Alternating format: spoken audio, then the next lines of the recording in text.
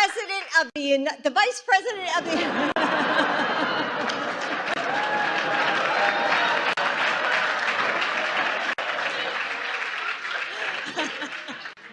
I just said that to make you laugh. The Vice President of the United States, Kamala Harris. Because as we all know, elections matter. And when folks vote, they order what they want, and in this case, they got what they asked for. I went off script a little bit. Oh my God. She's so drunk. Kate, but as you mentioned, people we've spoken to over the last couple weeks, they're okay paying higher prices if it means holding Russia accountable for what they are doing in Ukraine. Shut the fuck up, okay? Shut the fuck up! Now, in your book, Allow Me to Retort, you reframe politics and the Constitution by kind of breaking down how it all impacts voting rights, like you mentioned, LGBTQ rights, abortion rights. The list, as you know, goes on and on. So are you arguing that the Constitution needs to be scrapped altogether? Sure. I appreciate your input, but please, fuck off. Driven not only by corporate greed, but a darker objective. The takeover of America. And then the world itself, by any means necessary, however violent, or cruel, or efficient. By severe drought, brought on by weather wars, conducted secretly using aerial contaminants and high-altitude electromagnetic waves. In a state of perpetual war.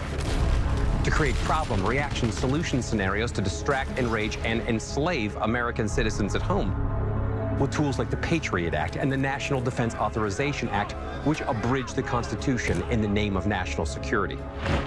The militarization of police forces in cities across the U.S., the building of prison camps by the Federal Emergency Management Agency with no stated purpose.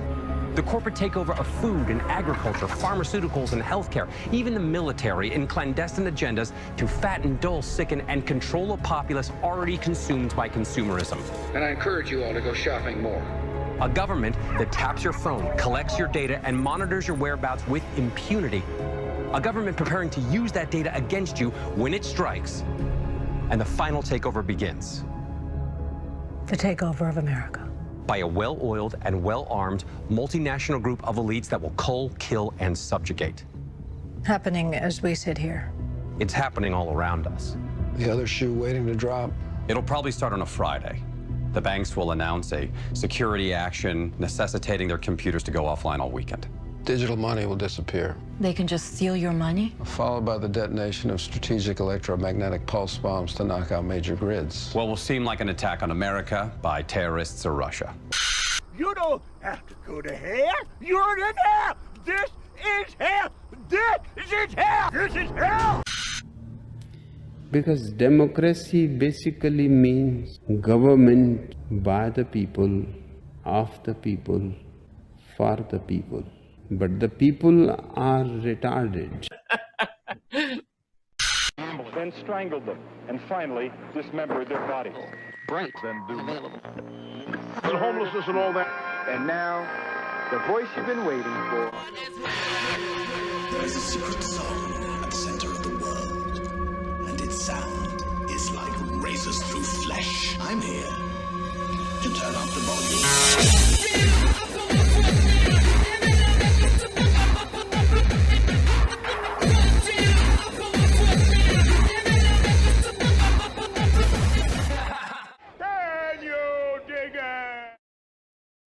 What would you consider the start date of World War II to be? Would it be September 1st, 1939, when Germany invaded Poland? I mean, nobody at that time knew it was going to happen and knew that it was going to be a world war.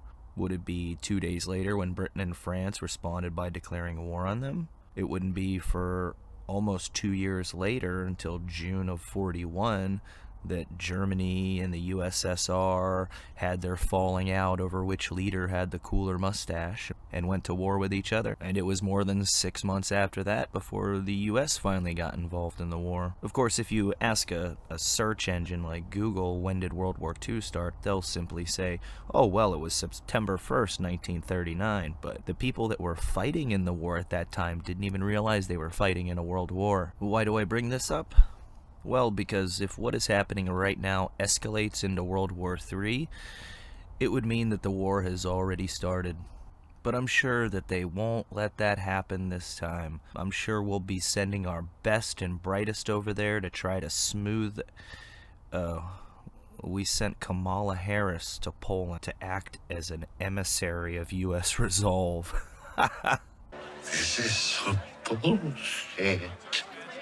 In an administration full of stupid people, we decided to send the dumbest of the dumb. I am here, standing here on the northern flank, on the eastern flank, talking about what we have in terms of the eastern flank and our NATO allies, and what is at stake at this very moment.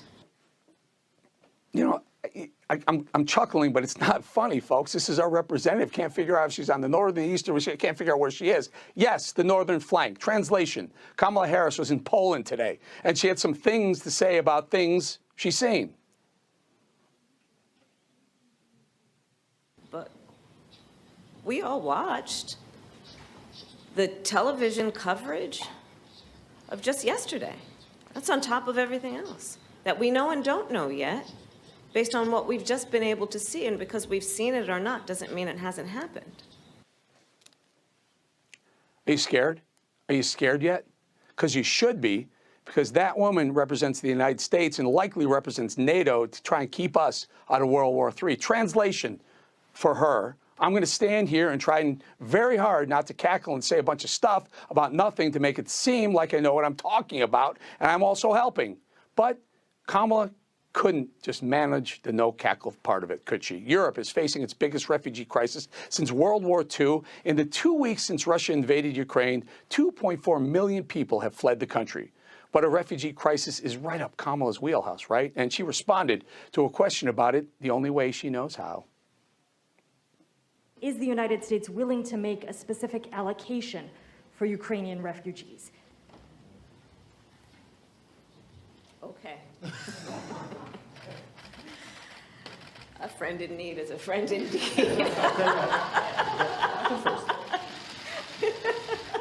Okay, so that's it? That's it, that cringy, misplaced laugh. How did this lady even get her fucking job? 634 blowjobs in 5 days.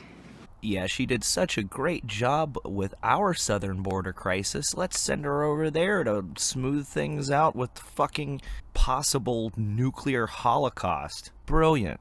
But hell, what's the alternative? We send Biden over there? This fucking guy can't find his way off of a stage. Nobody even takes him seriously anymore. That's why the Saudis wouldn't even take his fucking phone call. I mean, why would they? Who wants to talk to a puppet that's losing his marbles? This guy is not in charge of a fucking thing.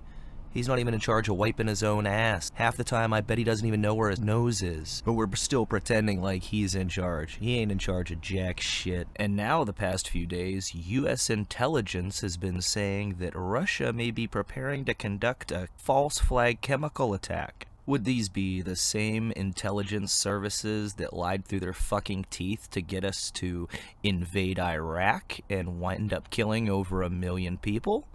Yeah, they would be.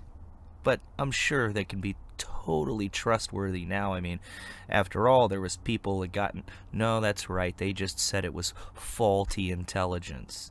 And you gotta be a fucking moron to believe that. No, but this time I'm sure they're being completely above board with us. It also made me think again about the story I saw about Syrian rebels wanting to go to the Ukraine to get revenge against the Russians. It reminded me of that story because there was a series of chemical attacks that took place in Syria that to this day the jackasses in both parties try to say that it was Assad that did it, that he crossed the red line, but it was bullshit.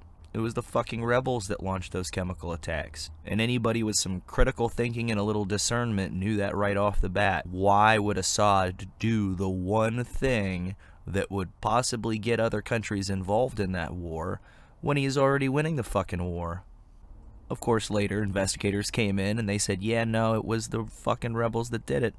But to this day, we just pretend like, oh, I never heard about that. I don't know about that. It was Assad, wasn't it? Yeah, it was Assad. He's a bad guy. So at this point, if there is a chemical attack in Ukraine, the last people I would suspect would be the fucking Russians. And do you want to know why?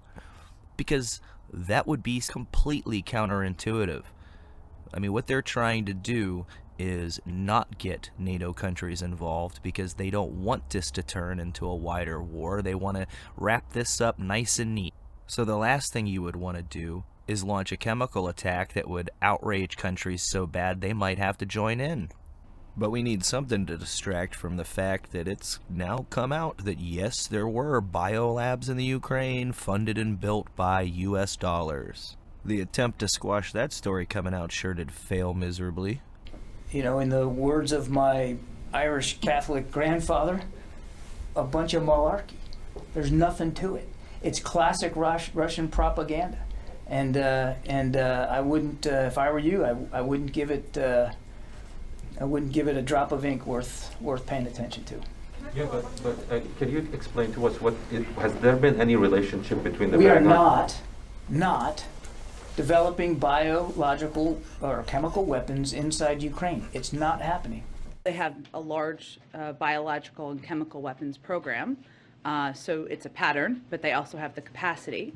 Well, I'm not going to get into specific intelligence. We look at all of those factors. And we also know, and one of the main issue that prompted my Twitter thread yesterday was that Russia has a history also of inventing outright lies like this, which is the suggestion that the United States has a chemical and biological weapons program, or Ukraine does, that they're operating.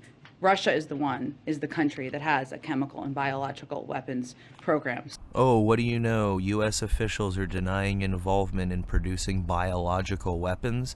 What do you expect? They're just going to say, yes, we're guilty of violating U.S. and international law. We've been doing it for years. Huh, you got us. Of course they're going to fucking deny it. That's always been how they've skirted these laws, is by saying, oh no, this is just for research, for defensive purposes. We would never admit it is more like it. And I'm not saying that the Russians are the good guys in this. I'm saying there is no good guys. All of our countries are being played off against each other. And most of us are just falling for it hook, line, and sinker. It's part of a much bigger plan. It's a perfect excuse for what was coming anyway. Now all the people are just meant to blame the Russians for the total worldwide economic collapse that was already well underway. A lot of the fertilizers that are a necessity for us to be able to continue feeding the world, they come from Russia. So cutting everybody off from that is going to cause a hell of a lot of people to starve to death. And we'll just be able to say, oh, see, with those Russians, if they hadn't done that shit. And then there's the cyber pandemic, which just in the past week, the World Economic Forum pulled that page down off their website. You used to be able to go and read all about their little yearly exercise about wargaming and simulating a massive cyber attack, and now, oh, I'm sorry, that page doesn't exist anymore. The human population is being culled on a massive scale. This is a siege. It's a goddamn siege. And they're doing it in such a way that after the dust settles, they'll be able to swoop in and say, oh, see, look, the world just got too complicated with all these different countries and all their freedoms, and we need to set up something new. A new world order, if you will. And whatever's left of the dumbed-down, brain-dead consumerist masses will cheer it on with thunderous applause and say, oh, thank you, we're saved. That's the plan anyway. That's the road we're being led down. And I don't see a lot of reason to be hopeful. I don't think there's a very good chance that it'll get turned around and we'll back from the precipice. The next few years are gonna get really fucking rough. And at the other end of it, It's going to be the people that were smart enough to see this storm on the horizon. It's going to be up to those people to decide whether or not we end up living in a Hunger Games / 1984 type of world. I just hope there are enough of those people out there. A lot of those people that are about to get blindsided, they aren't going to make it. Sláinte.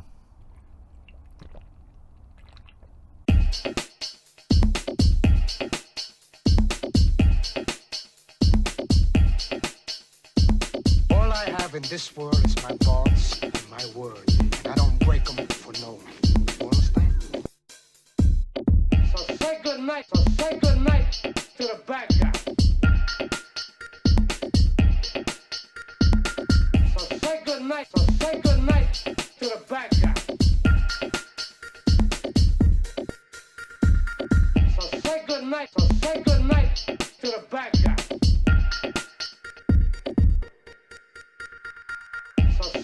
So say good night to the bad guy. Come on. Come on.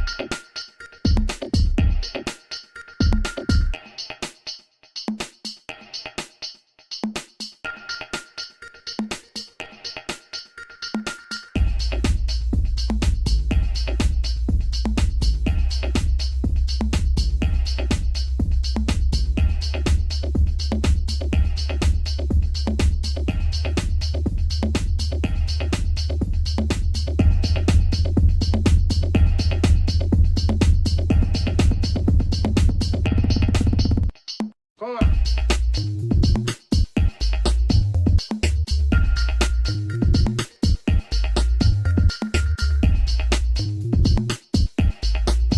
So say good night to the bad guy.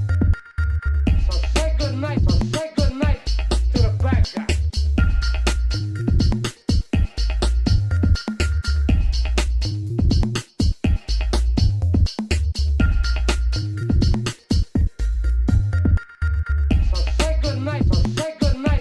the bad guy.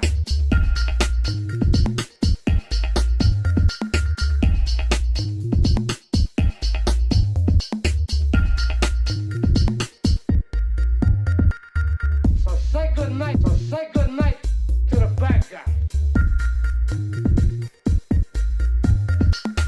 So say good night to the bad guy.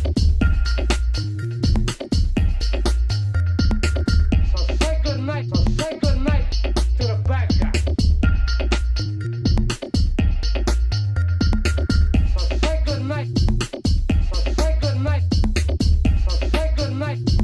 say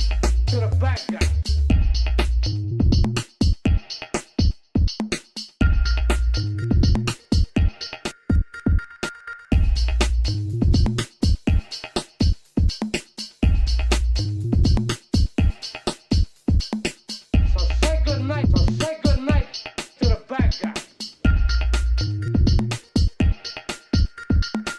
So say good night. So say good night. So say good night to the bad guy.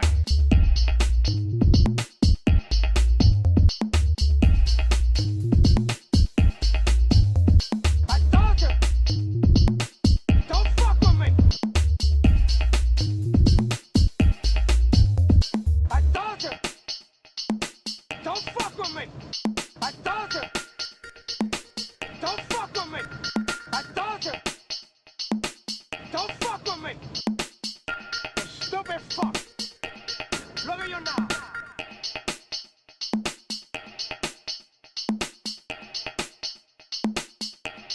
Look at you now.